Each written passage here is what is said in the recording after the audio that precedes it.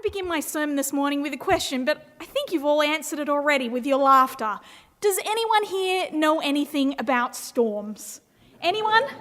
Of course you do, because you, like me, live in New England. We have about 3 seasons here: storms, pothole repairs, and apples. And thankfully, I feel that pothole repair is upon us. Praise be to God.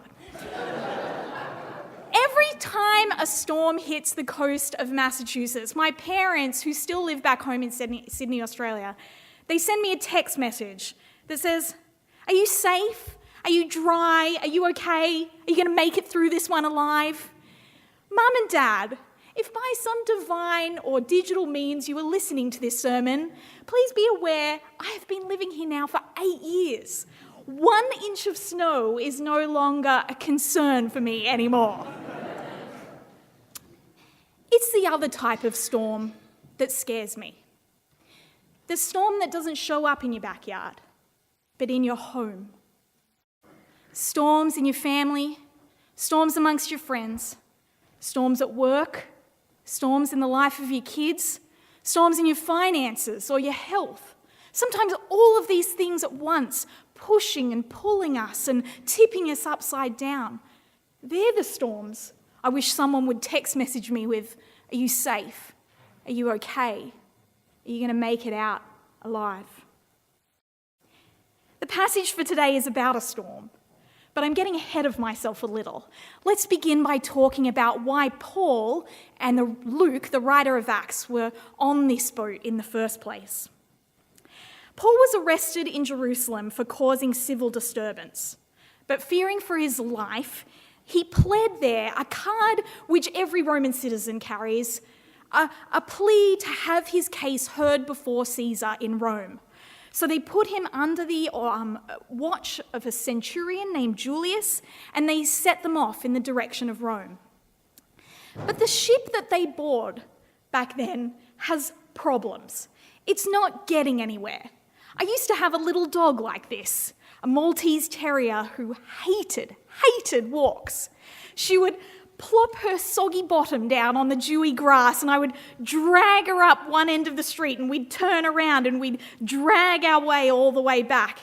Such were the case of our slow and sorry walks, and such is the case of this boat dragging its soggy bottom along the Mediterranean coast. And time is running out. Sailing in the ancient world had an expiry date. If you sail after the 11th of November, sailing's considered suicidal.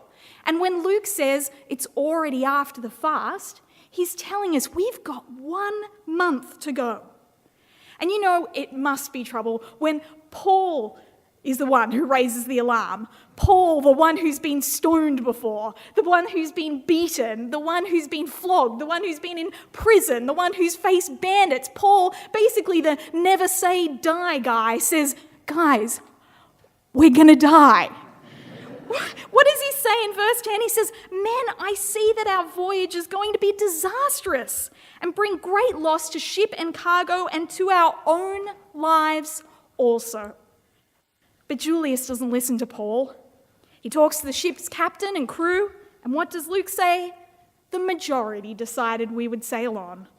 Oh dear, the majority. How are they going to make it out of this one alive? How are they going to weather the storm that is a-brewing? They see it first whipping down over the mountains on the coast. It would have bent the trees and torn them up from their roots. They would have seen it lifting thicket up from coastal homes and dumping that thicket into the sea. They see it hovering over the ocean, whipping up the waves. And as it approaches, it begins to drizzle, and then it drops and pitter-patters and showers, and then it's teeming and it's bucketing down and it's coming in sideways, and then darkness covers them in her blanket, and one by one, things begin to unravel. First, they think the lifeboat is going to come loose. Lifeboats weren't attached to the side of the ship like we do now. They were towed along out back. There's nothing like seeing your only means of escape in a storm tipping and twisting and straining at its rope. So the sailors work hard to pull that sucker on board. Next, they think the whole ship is about to bust open at the seams, so they work a system of ropes around it to hold the boat together. Next, they fear they're going to be dragged into Syrtis. Syrtis was like the Bermuda Triangle of the ancient Mediterranean, or like the south of Boston is for us. If you head down into Syrtis, no one knows when you will return.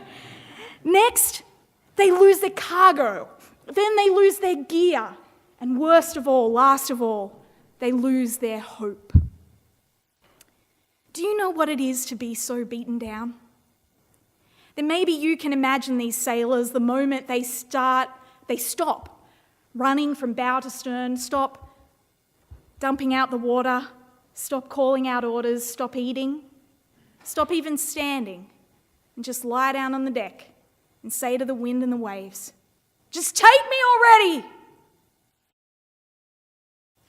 But how are they going to weather this storm? Is that any way to weather the storm? Is that the way they're going to make it out alive?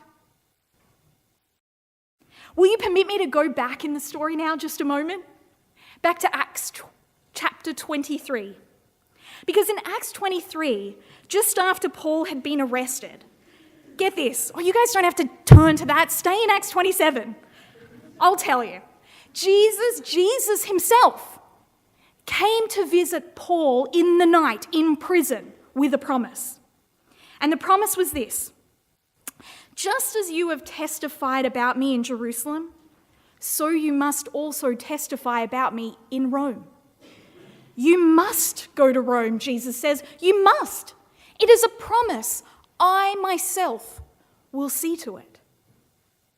Now back to the ship and back to the storm, and after a number of days without eating, a number of days without sleeping, a number of days without hope, now in the night, a messenger from God comes to Paul and reminds him of the promised protection of God. Don't be afraid, Paul, he says. You must, hear it again, you must stand trial before Caesar. And now the promise is expanded, and God has graciously given you the lives of all who sail with you. Are you starting to get a little sense of it now? Of how they will weather this storm? That they will do so because of the promised protection of God. And so there among these bodies, among their slumber and their hopelessness, among their vomit and their famine and their skin and bones, Paul pushes himself up on his elbows, up on his hands, up on his knees, and up to his feet he stands and begins to preach. Get up, get up, get up!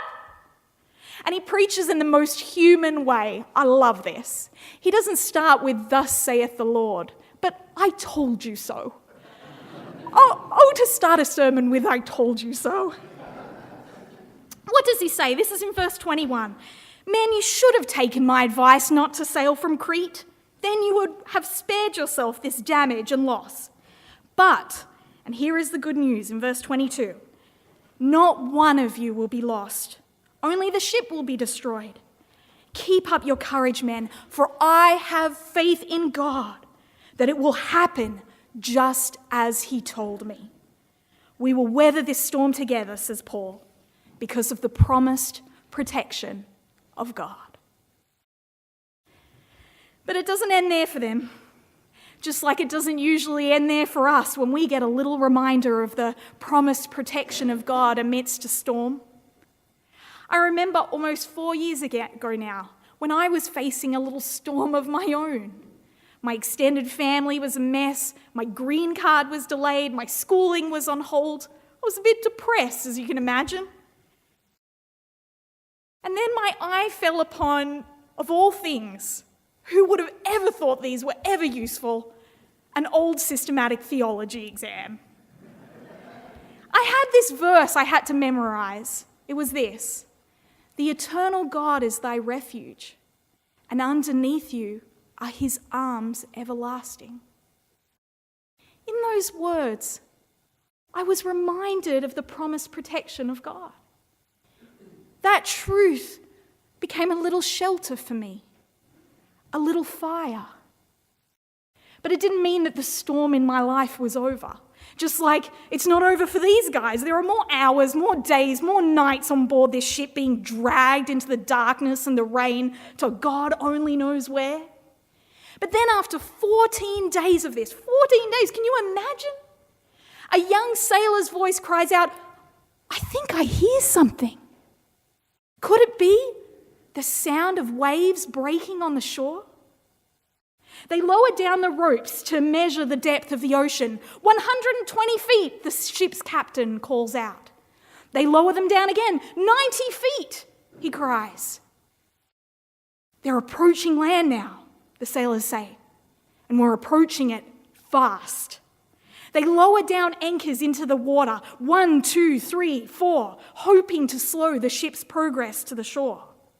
The whole boat rouses to activity now. Everyone's pressing against each other, straining to hear it. I think I can hear it. I can hear it. I'm sure I can hear it. But as they do, quietly, those sailors are slipping supplies into the lifeboat on board the ship. And then they push it into the ocean. Splash. What was that sound? A prisoner calls. No, nothing, just an anchor. But Paul is keeping watch. Julius, look there. Unless these men stay with the ship, we cannot be saved. So the soldiers do what they should have done at the beginning. They listen to Paul. They take their swords and they cut that rope and let the lifeboat drift out into the dark. What are you doing? The sailors cry. You would give up the real chance of some of us being saved for the unreal dream of the salvation of us all? What are you, crazy? And this is when Paul gets up again and he plants his feet there on a little crate there on the deck. As the ship rolls and pitches and yaws, he's putting his feet down and he says, "For the last 14 days you have been in constant suspense and you haven't eaten a thing. Now I urge you to take some food. You need it to survive. Not one of you will lose a single hair on his head." And there on that little crate, he breaks bread and gives thanks to God before them all. Can you believe it? Thanking God right there in the middle of the darkness, thanking God right there in the middle of the storm, thanking God right there when only God knows the outcome of them all. Is he crazy? Or is that faith? And as he tears the bread there and he eats it, and he encourages all the people on board to do the same, he's not giving communion in that moment. Rather, he is leading them in his faith. As he eats, as he encourages them to eat, he is literally feeding them the food of his faith, nourishing them with his faith. And what does Luke tell us? They were encouraged, he says. It works. And this is the second way they will weather the storm. Do you catch it? Yes, they will weather the storm because of the promised protection of God, but also through the faith of this one man who believes in it. And when the ship finally runs aground, ka-thunk, I imagine that's the sound it makes, right? Well, I have no doubt that it was God who brought them to that particular sandbar. No doubt at all that it was God who kept that boat bound together till that point. No doubt that it was God who made certain not one single sailor fell from that heaving vessel. But you know what I also know? It was Paul's unwavering faith that kept those sailors on board. It was Paul's unwavering faith that filled their stomachs, Paul's faith that buoyed their emotions with the strength to swim to shore. This is how the lot of them weathered that almighty storm. They weathered the storm together because of the promised protection of God and through the faith of one man who believed in it. Are you weathering a storm this morning? I expect some of you are. Now, us in New England, we got our own way of weathering a storm, do we not? We head down to Market Basket and get that bread and the milk and the tins of food we will never eat and the gallon of water we will never drink. We go home and lift up our windscreen wipers. I was not sure for 8 years why we did that, but still I did it. Until the one time I forgot and they froze to the windscreen, but that's a whole other sermon. And then we get inside a house, make sure we got our own shovel or our own snowblower filled with gas, if you're lucky enough to have one of those. And we shut our windows and we lock our door and we weather the storm alone. But you know that's no way to weather a storm in your life, right? We weather storms together through the promised protection of God and through those who have faith in Him. It's funny how as I work on sermons, I see them alive around me. A friend of mine who's having a hard time at work comes leaping out of Bible study because they were discussing Emmanuel. God is with us. This woman whose husband is in the ICU, every time I visit her, she says, "Pastor, will you read me a psalm?" And so last time I read her Psalm 46. God is our refuge and our strength, an ever-present help in times of trouble. Are you weathering a storm this morning? Can I remind you that God is with you in it? That He is your promised protection through it?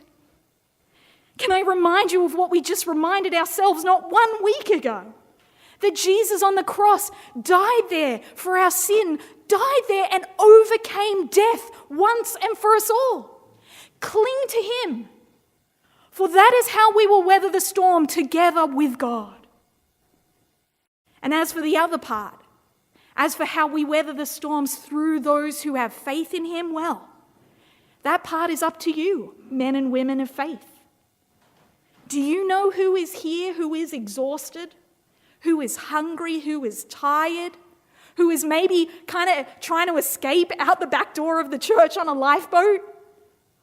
If you do, can you be the one that writes the card, that sends the email? How long does an email take? 30 seconds? Can you be the one who makes the casserole, who makes the call, who takes them out for a lunch or a dinner?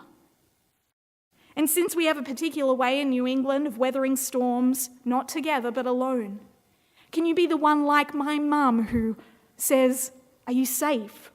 Are you dry? Are you okay? Are you going to make it through alive?" Because that is how those people will weather the storm, because of the promised protection of God and also through you who have faith in Him. Why bother? Why go to all this effort? Well, let me leave you with a little image then from the end of Acts 27.